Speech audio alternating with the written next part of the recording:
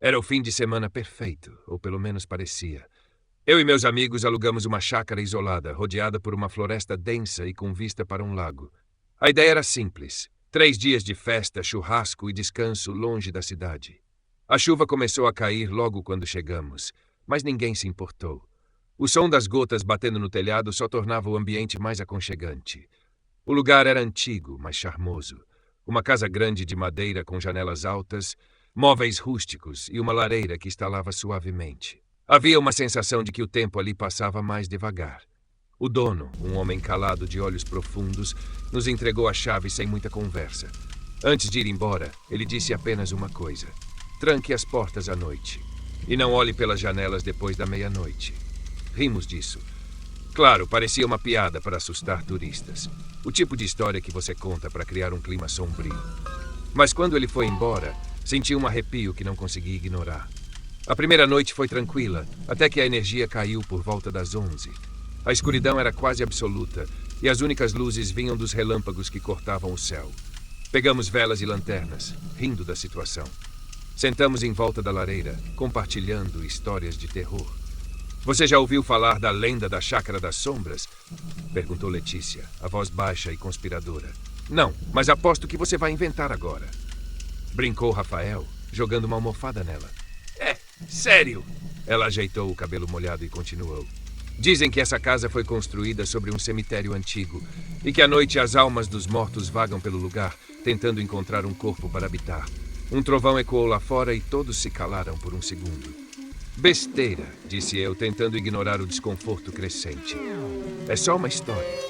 Por volta da meia-noite, o vento começou a uivar lá fora, fazendo as janelas estremecerem. A sensação de calor e diversão se dissipou, substituída por uma tensão inexplicável. Foi então que ouvimos tap, tap, tap. Um som baixo como passos molhados vindo do corredor. Deve ser água pingando, Rafael murmurou, tentando parecer calmo. Mas todos nós sabíamos que não era. Peguei uma lanterna e me levantei, o coração batendo tão forte que eu podia senti-lo nos ouvidos. Caminhei até a porta do corredor, tentando parecer corajoso. A luz da lanterna tremulava enquanto avançava. O som continuava mais alto agora. Eu virei a esquina. Não havia nada. Apenas um corredor vazio, com o chão seco. Suspirei de alívio e voltei para a sala, mas quando me virei, percebi que algo havia mudado. O quadro na parede, uma pintura de uma paisagem pacífica, agora mostrava uma figura sombria no fundo. Uma figura que eu tinha certeza que não estava lá antes. Você viu isso? Perguntei, apontando para o quadro. Os outros olharam e, um por um, seus rostos perderam a cor. Isso não estava lá antes.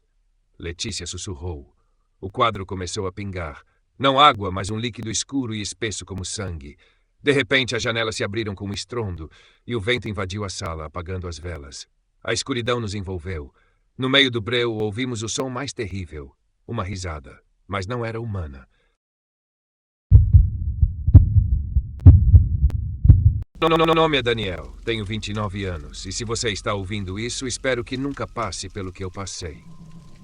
Eu não sou do tipo que acredita em histórias de terror, mas algo aconteceu comigo há alguns meses, e até agora não consigo entender.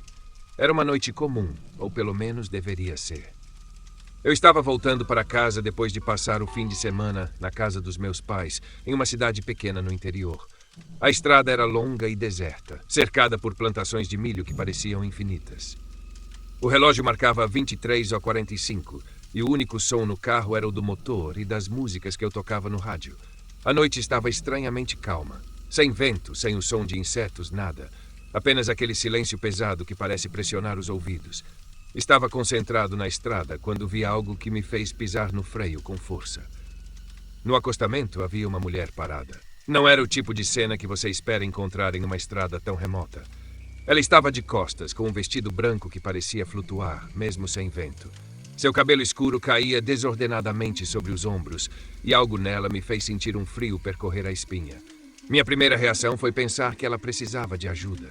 Liguei o pisca-alerta, abaixei o vidro do carro e perguntei: "Você está bem? Precisa de ajuda?" Ela não respondeu. Ficou ali, imóvel, como se nem tivesse me ouvido. Eu hesitei. Parte de mim queria simplesmente ir embora, mas a outra, aquela parte racional, me dizia que eu não podia deixar alguém ali sozinha no meio do nada.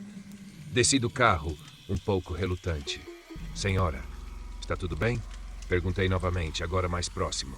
Foi quando ela se virou, e eu juro que meu coração parou por um segundo. Seu rosto era errado. Não consigo descrever de outra forma. Era como se estivesse desfigurado. Os olhos fundos e escuros demais. A pele pálida a ponto de parecer translúcida. Ela abriu a boca, mas nenhum som saiu. Apenas um movimento lento, quase mecânico. Recuei um passo, e nesse momento ela apontou para o campo de milho ao lado da estrada. Não disse nada, só apontou. Olhei na direção que ela indicava, mas tudo que vi foram as fileiras intermináveis de plantas, balançando levemente como se alguém estivesse passando por elas. Quando me virei novamente para ela, ela não estava mais lá. O pânico começou a tomar conta de mim. Entrei no carro e acelerei, ignorando o fato de que o asfalto estava molhado e escorregadio.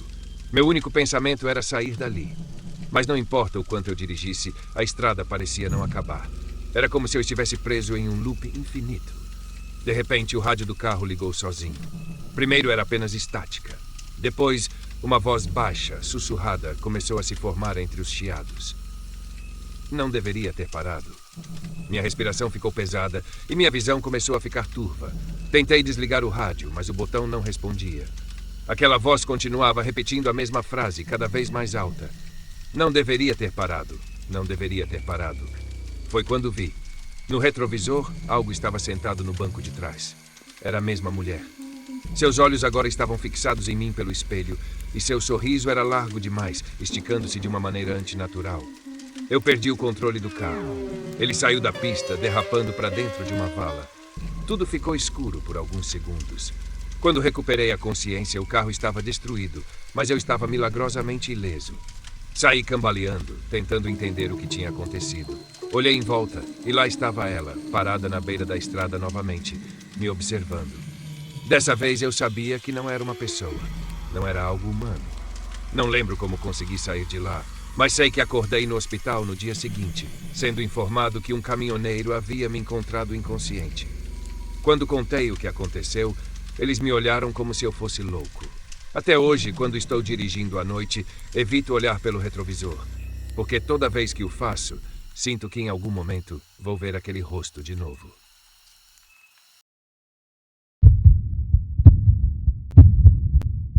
Meu nome é Leandro, tenho 36 anos e sou técnico em manutenção de antenas de telecomunicação.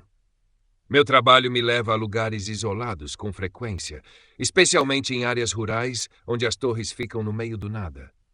Sempre gostei da tranquilidade dessas viagens, mas depois de um episódio que aconteceu no ano passado, passei a olhar esses lugares com outros olhos. Era uma tarde de inverno e eu estava a caminho de uma torre em uma região montanhosa do interior. O acesso era complicado, uma estrada de terra estreita e cheia de curvas, cercada por mata fechada. Meu objetivo era consertar um equipamento que tinha parado de funcionar após uma tempestade. Cheguei à base da montanha por volta das 16 horas e decidi que seria rápido, pois a previsão era de neblina ao anoitecer e eu não queria dirigir de volta naquelas condições. A subida foi tranquila, mas algo me incomodava. Apesar de estar acostumado com lugares isolados, o silêncio ali era diferente. Não havia pássaros, nem o som do vento passando pelas árvores, apenas o som dos meus passos e o zumbido ocasional de algum inseto. Quando cheguei à torre, comecei o reparo, tentando ignorar o desconforto. Por volta das 18 horas, já quase terminando o serviço, percebi que a neblina tinha chegado mais cedo do que o previsto. A visibilidade caiu rapidamente e o lugar ficou ainda mais silencioso. O tipo de silêncio que faz você ouvir sua própria respiração. Enquanto fechava o painel do equipamento, ouvi algo vindo da mata. Era um som sutil, como galhos quebrando. Parei e olhei em volta, mas não vi nada. Deve ser algum animal, pensei, tentando manter a calma. Continuei trabalhando, mas os sons ficaram mais frequentes. Agora parecia que alguém estava andando ao redor da torre. O que me deixou ainda mais tenso foi o fato de os passos parecerem sempre parar quando eu parava para ouvir. Terminei o serviço rapidamente, peguei minhas ferramentas e comecei a descer. A neblina estava tão densa que mal conseguia ver a trilha à minha frente. Usei a lanterna para iluminar o caminho, mas as sombras das árvores criavam formas que mexiam com a minha cabeça. Foi quando ouvi uma voz baixa e arrastada chamando meu nome. Leandro. Congelei. Era impossível alguém saber meu nome ali. Olhei ao redor, iluminando a mata, mas não vi nada. A voz veio de novo, mais próxima desta vez. Leandro, espera. Meu coração disparou e comecei a andar mais rápido, quase correndo. Mas a voz continuava me chamando, sempre na mesma entonação, sempre vindo de diferentes direções. Cheguei ao meu carro ofegante, joguei as ferramentas no banco traseiro e entrei. Liguei o motor e comecei a descer a estrada, tentando não olhar pelo retrovisor. A sensação de estar sendo observado era quase insuportável. Foi quando algo cruzou a estrada. Era rápido demais para identificar, mas parecia humano, ou quase isso. Pisei no freio e o carro derrapou na lama. Os faróis iluminaram a mata à frente e por um instante eu vi uma figura alta e magra, com uma pele pálida que parecia quase translúcida. Seus olhos refletiam a luz dos faróis, mas não de forma natural. Era um brilho vazio, como o de um animal noturno. Ela ficou parada por um segundo e depois desapareceu na neblina. Sem pensar duas vezes, acelerei. A estrada parecia interminável e a sensação de estar sendo seguido só aumentava. No retrovisor, jurava ver sombras se movendo entre as árvores, mas não ousava parar para confirmar. Quando finalmente cheguei a uma área mais aberta, a neblina começou a se dissipar e o rádio do carro, que estava desligado, ligou sozinho. Um chiado alto encheu a cabine, seguido por um som estranho, algo entre um sussurro e uma risada. Desliguei o rádio às pressas, mas o chiado continuou por mais alguns segundos antes de sumir. Cheguei em casa naquela noite com a sensação de que algo tinha vindo comigo. Não consegui dormir. A cada ruído da casa eu me sobressaltava, esperando ouvir aquela voz novamente. Depois desse dia, nunca mais subi uma montanha sozinho. E toda vez que conto essa história, vejo o mesmo olhar de descrença nos outros. Mas, às vezes, quando estou dirigindo à noite em estradas desertas, sinto novamente aquele arrepio na nuca e me pego olhando pelo retrovisor, esperando não ver aqueles olhos de novo.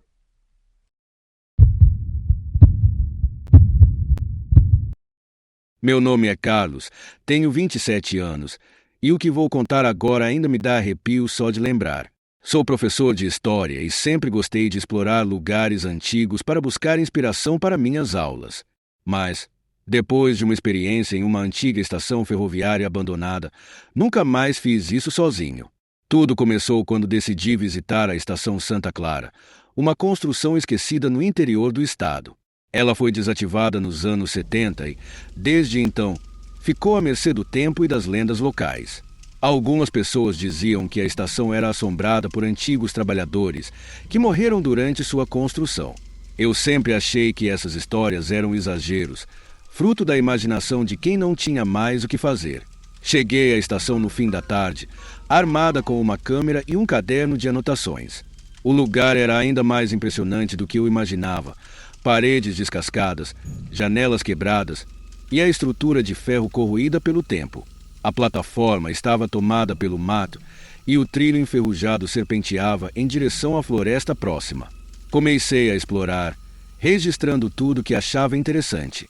Enquanto fotografava os antigos bancos da estação, senti uma leve brisa fria passar por mim, o que era estranho, já que o dia estava quente e abafado. Ignorei, pensando que poderia ser apenas uma corrente de ar vinda das janelas quebradas.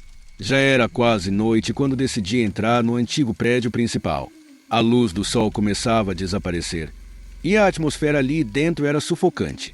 O ar estava denso e o cheiro de mofo parecia mais forte. Passei pelos corredores estreitos, iluminando o caminho com a lanterna do celular. Foi então que percebi algo estranho. Todas as portas das salas estavam abertas, exceto uma, no final do corredor. A porta era pesada e tinha marcas de arranhões, como se alguém ou algo tivesse tentado abri-la desesperadamente.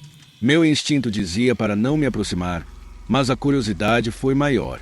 Empurrei a porta, que cedeu com um rangido agoniante, revelando uma sala escura, com apenas uma cadeira no centro. Sobre ela, havia uma mala antiga, coberta de poeira. Aproximando-me devagar, abri a mala e encontrei uma coleção de objetos, fotos em preto e branco, cartas antigas e um relógio de bolso que ainda funcionava, apesar de estar ali há décadas. Enquanto examinava os itens, ouvi passos no corredor, passos lentos e pesados, como se alguém estivesse se aproximando. Chamei, pensando que talvez fosse algum morador local curioso, mas ninguém respondeu. O silêncio era cortante.